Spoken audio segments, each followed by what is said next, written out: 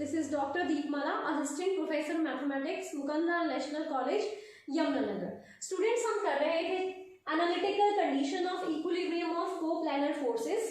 Question based on this: a solid cone of height h and semi-vertical angle alpha is placed with its base against a smooth vertical wall and is supported by a string attached to its vertex and to a point in the wall.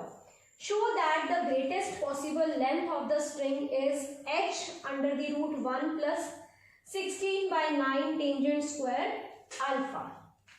So you have a cone of height h. So आपके पास इस कोन की height क्या given है? h. और semi vertical angle is alpha. So this is alpha. Clear? अब क्या बोला हुआ है कि ये जो आपके पास कोन है इसका जो बेस है वो किसको टच कर रहा है? This is against a smooth vertical wall. So this is the vertical wall and it is supported by a string to its vertex. So this is the string attached to its vertex on the and to a point in the wall. So let T be the point जहां पे ये attached है wall में. So आपने greatest possible length of this string निकालनी है. ठीक है? Clear? So you have to find AP. So आपने क्या निकालना है? Length of the string. So इस पे कौन कौन से forces होंगे? एक तो center of gravity इसका कोन का CG. So और क्या होगा? एक ये जो कोन है this is in contact with this vertical wall at point B, so there will be a force of normal reaction at point B. So let this R be the normal reaction, force of normal reaction. और force of tension इस string में क्या होगा? Force of tension T. Let T be the tension in this string. So they are in contact with this point. तो जो third force है that is CG of this cone will pass through this intersection of these two forces. So this is the point G where CG of cone lies. Let weight of the cone is W. Let this point is Q. Point of intersection of all the three forces. So ये clear है आपको? अब आप ये सारा कुछ लिखोगे. Let R be the reaction at point B. Force of R be the force of reaction at point B and T be the force of tension in string AP. ठीक है? Let W be the weight of cone acting at point G. उसके बाद आप लिखोगे since the two forces that is reactional force and tension meet at point Q, therefore the third force that is weight of this cone must pass through Q to maintain equilibrium because the system is in equilibrium. So अब आपके पास ये height h है. You know that CG of the cone किस ratio में divide करती है इसको? 3:1. So आपके पास AG रेशो OG कितनी आ गई? 3:1. So आपके पास AG जो होगा that is 3/4 of the complete OA and OA is the height given to you. So this is AG क्या आ गया आपके पास? 3/4 times H. Clear? अब AG is 3/4 times H. What is OG? OG is 1/4 of the total height OA. So OG is 1/4 of H. So सबसे पहले हमने OG और AG निकाला in terms of height of the cone. Students, इसके बाद जब हमने AG और OG का रिलेशन निकाल लिया with the total height H, we have a triangle AOP. Triangle AOP is similar to triangle AGQ. ठीक है? कैसे? This is 90, this is 90 and angle A is common. AGQ is similar to AOP. ठीक है? These two are 90 and this A is common to both. So they are similar triangles. So अगर आपके पास similar triangles है, we can take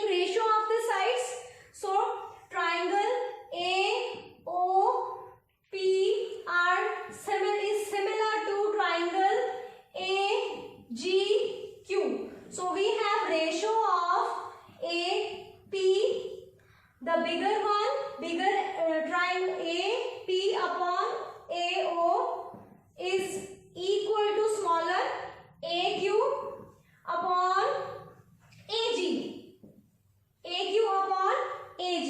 So आपके पास AP, अब आपके पास क्या है, आपके पास किसका रिलेशन है, AG और AO का रिलेशन है, इन दोनों का रिलेशन है।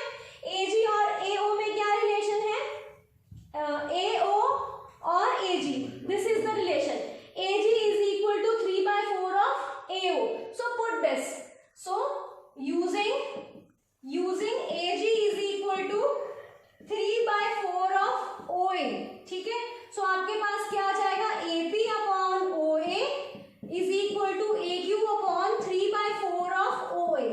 So this implies AP is equal to 4/3 of AQ, ठीक है। So this is the relation now with us. AP जो आपने निकालना है, AP this is equal to 4/3 of AQ this.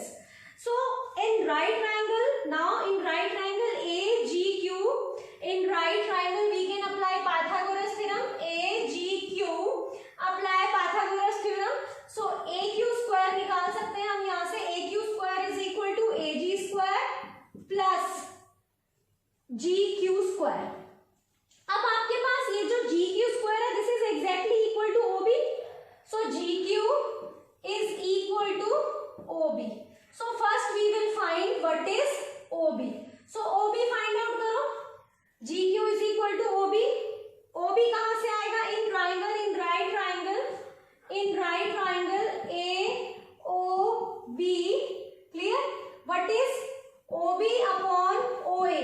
ठीक है, OB अल्फा के सामने वाली side perpendicular and this is base because 90 है सामने वाली हाइपोटेन्यूज.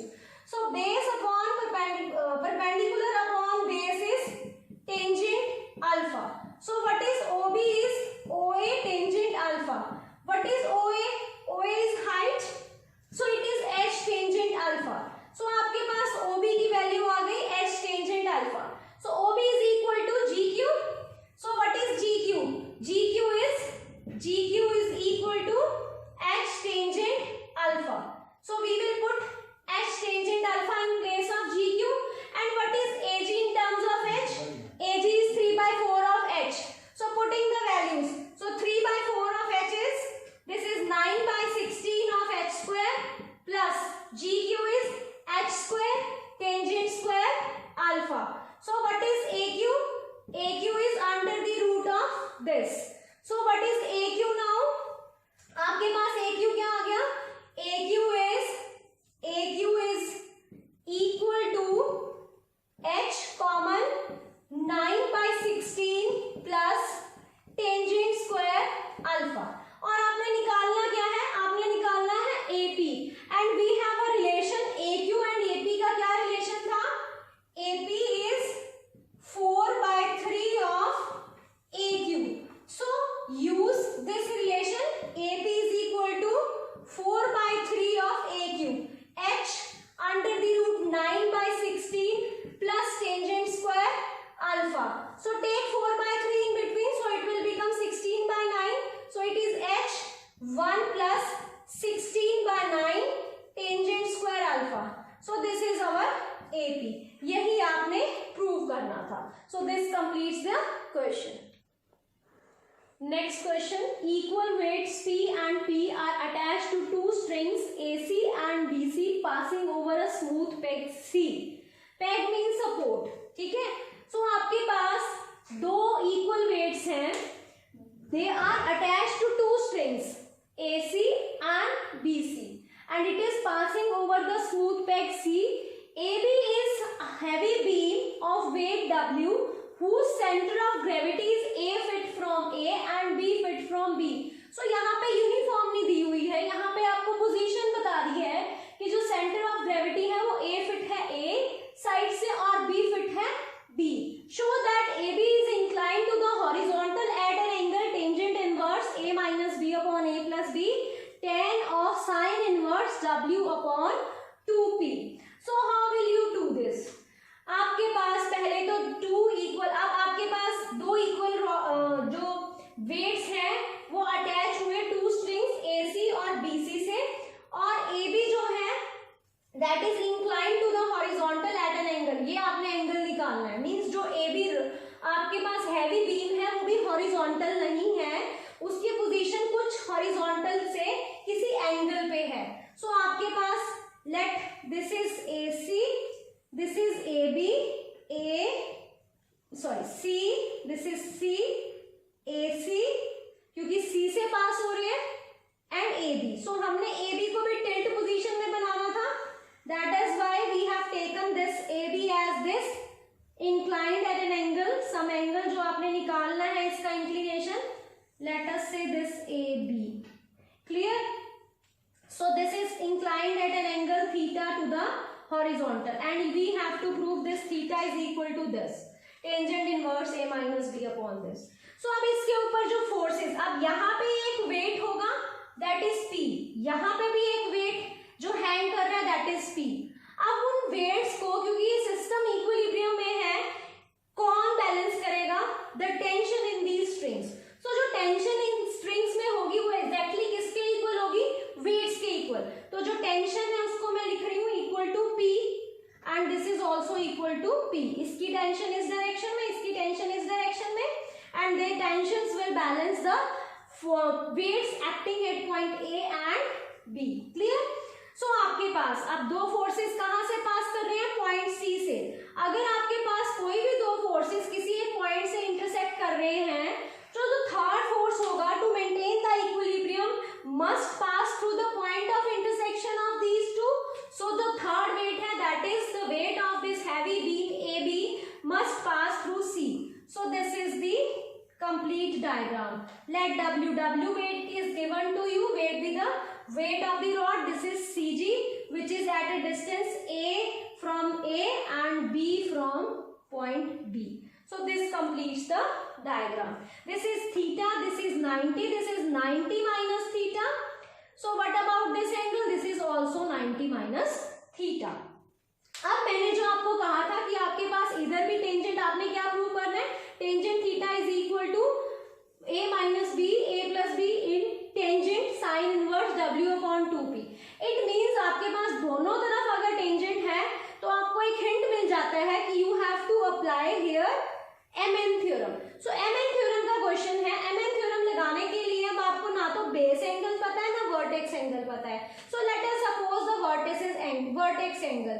सो अगर हम वर्टेक्स एंगल सपोज कर ले कि ये जो वर्टेक्स एंगल है दिस इज 2 अल्फा, ठीक है। अब मैंने इसको सपोज कर लिया कि ये जो वर्टेक्स एंगल है ये 2 अल्फा है। अब जब इक्वल फोर्सेस आपके पास होते हैं, this is P, this is P, आपने किया था अगर आपके पास हमने किया था अगर हमारे पास दो इक्वल फोर्सेस किसी एक पॉइंट से पास करते हैं तो उनका जो रिजल्टेंट होता है, if the angle between them is alpha, तो उनका रिजल्टेंट होता है 2P cos alpha by 2। This is the resultant. और जो रिजल्टेंट होता है that will exactly pass through the centre of these two. Clear? So इसको सेंटर का मतलब इसको भी डिवाइड करता है अल्फा बाय 2 पार्ट में और इसको भी डिवाइड करता है अल्फा बाय 2 पार्ट में। This we have already discussed. So आपके पास अब इन दोनों का रिजल्टेंट क्या होगा? बिल्कुल एग्जैक्टली मिड से पास करेगा, दैट इज 2P cos, अब इन दोनों के बीच का एंगल कितना है? Exactly 2 alpha, vertically opposite angles. So बिल्कुल मिड से पास करने का मतलब cos अल्फा, तो इनका रिजल्टेंट होगा ये एंगल भी अल्फा होगा और ये एंगल भी क्या होगा? अल्फा। सो इसीलिए ये एंगल भी क्या आ जाएगा? अल्फा, और ये एंगल भी क्या आ जाएगा? Alpha. So I think this is clear now. इन दोनों का रिजल्टेंट 2P cos अल्फा किसको बैलेंस करेगा? Weight of this heavy beam. Clear? So आप ये जो मैंने अभी बोला है ये सारा आप पहले लिखोगे, फिर उसके बाद आप इसको दिखाओगे डायग्राम में। सो क्या लिखना है आपने? Let P and P be acting to act in along AC and BC. The resultant let R be the resultant of two equal forces P comma P. Therefore resultant is equal to 2P cos alpha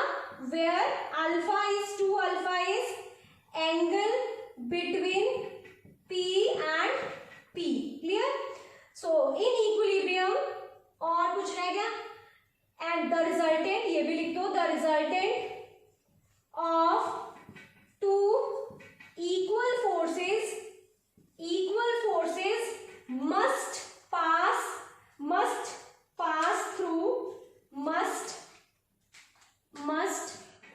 pass through the center of both, या must pass through center of both. So therefore angle ACG is equal to angle BCG is equal to alpha. So in equilibrium what will happen? 2p cos alpha will balance the weight W.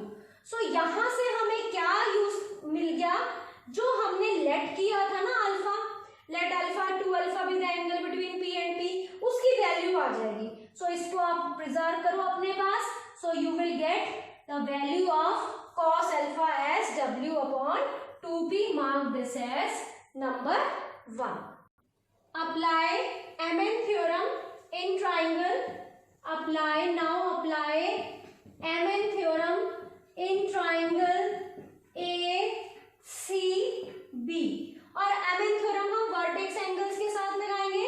So AG plus GB cot of the angle, this is 90 minus theta, will be equal to AG cot of alpha minus GB cot of alpha. This is alpha.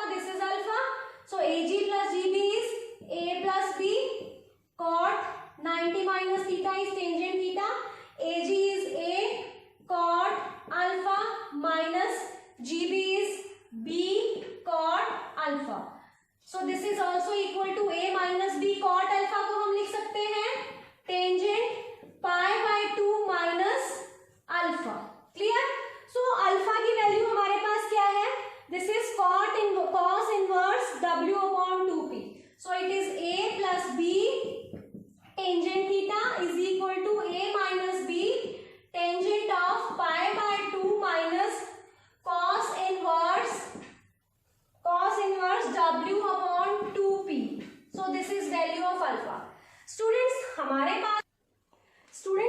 पास एक result होता है cos inverse x plus sin inverse x is equal to pi by 2. Inverse trigonometric inverse relation. So what is pi by 2 minus cos inverse x is sin inverse x. So we will have A plus B tangent theta is equal to A minus B tangent pi by 2. This is sin inverse W upon 2p. So आपने जो proof करना था वो हो गया proof. It is A minus B upon A plus B tangent of sin inverse W upon 2p. So this proves the result. Next question. A smooth hemispherical bowl of diameter A is placed so that its edge touches a smooth vertical wall. So this is a smooth hemispherical bowl. This touches the smooth vertical wall. A uniform rod is in equilibrium inclined at an angle 60 to the horizontal with one end resting on the inner surface of the bowl and other end against the wall. So this is the rod AB. ठीक है, ये equilibrium में है, uniform है, और दूसरा this makes an angle 60 to the horizontal. So this makes an angle 60 degree with horizontal. So this is horizontal. This makes an angle 60 with the horizontal. So अगर ये आपके पास यूनिफॉर्म रॉड है, this makes an angle 60 with horizontal, उसका one end तो जो है वो inner surface of the bowl के साथ है और दूसरा एंड जो है वो वॉल के साथ है. So you have to show that length of the rod, length of this rod AB is this. So आपने AB की लेंथ निकालनी है. स्टूडेंट सबसे पहले आपके पास the rod is in contact with point A and is in contact with at point A with this sphere and hemisphere and in contact with the wall at point B. सो जहां पे दो surfaces या दो bodies in contact होते हैं वहां पे there will be force of normal reaction. So आपके पास यहाँ पे rod at point B in contact with this wall, so there will be force of normal reaction which perpendicular to the wall. So wall के perpendicular normal reaction let us say S. उसके बाद this point A पे normal reaction, normal of hemisphere passes through the centre, so O से pass करवाओ. This is the normal reaction acting at point A. So जहां पे ये दो forces intersect करेंगे वहां से तीसरा फोर्स पास करेगा, और तीसरा फोर्स टू मेंटेन इक्विलिब्रियम, और तीसरा फोर्स यहाँ क्या है, wait of the rod. So wait of this rod, so this is the weight of this rod is, यहीं से इस पॉइंट से हमने पास करवा लिया.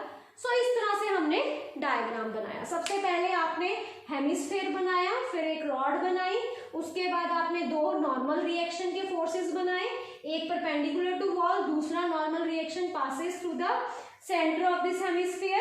उसके बाद जहां पे ये दोनों का इन कॉन्टैक्ट पॉइंट था, इंटरसेक्टिंग पॉइंट, वहां से आपने तीसरा force that is weight of the rod vertically downward. So G is the mid point of this AB because AB is uniform rod. It is given to be uniform. So आपके पास G क्या आ गया, mid point. So G is the, let R and S be the forces of normal reactions acting at point B, क्योंकि R B पे है, A पे है, A and B respectively. Clear? A and B respectively. उसके बाद आप लिखोगे since R and S passing through point O, therefore the third force that is weight of the rod is must pass through O to maintain equilibrium. Let W be the weight of rod AB passing through G such that AG is equal to GB because rod is uniform. So अब आपने निकालना क्या है, AB. So take consider this right triangle. In right triangle AMB, what is AB?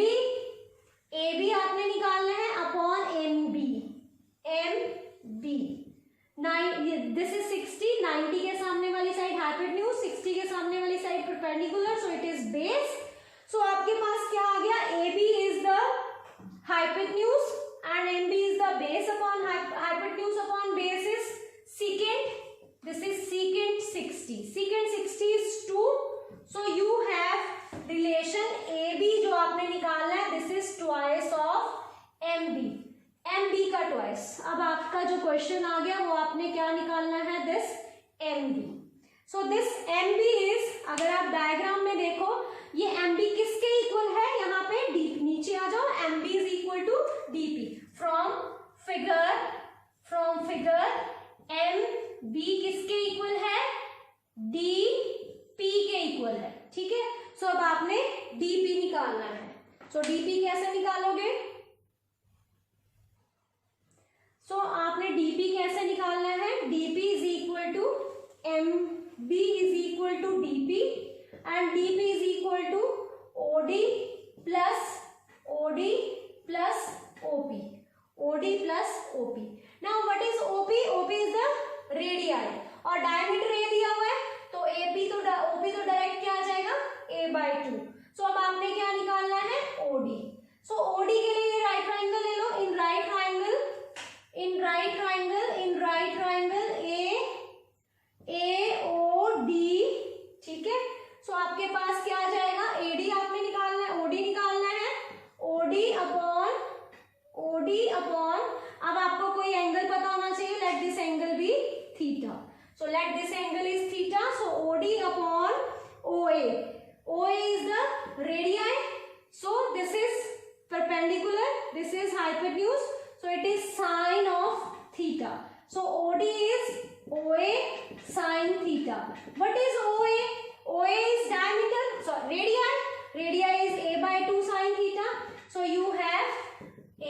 2 sin theta plus a by 2.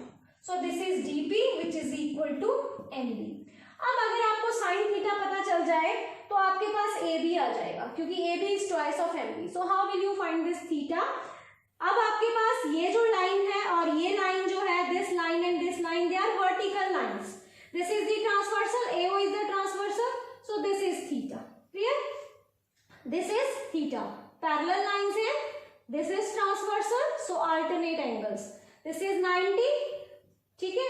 अब ये 90, ये 60, तो ये कितना हो गया 30. So take, apply MN theorem in triangle. Which triangle? AOB. So AG plus GB cot 30 will be equal to AG cot theta minus GB cot 90. Cot 90 is 0. So you have AB cot 30 is root 3 and AG is AB by 2. G is the midpoint. Cot of theta. So you have 2 root 3 as cot theta. So cot theta is 2 root 3 by 1. That is per base upon perpendicular. और sin क्या होता है आपके पास right triangle में? sin theta is perpendicular upon hypotenuse. So आप निकाल लो.